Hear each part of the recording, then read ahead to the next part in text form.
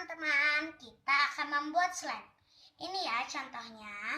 Bahan-bahan yang kita perlukan adalah tepung, air, dan pewarna sesuai warna yang kalian mau. Cara membuatnya adalah pertama-tama kita tuangkan tepung ke dalam wadah. Setelah itu kita tuangkan air. Secukupnya saja ya teman-teman. Kita aduk-aduk hingga rata.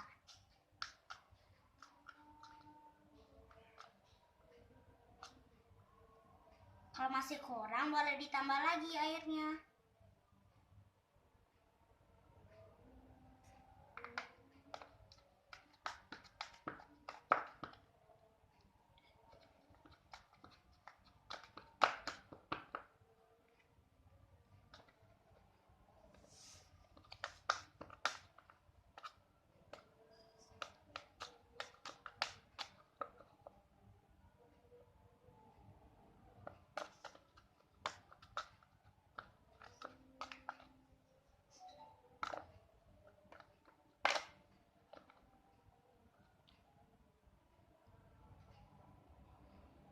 Sudah jadi deh slime-nya.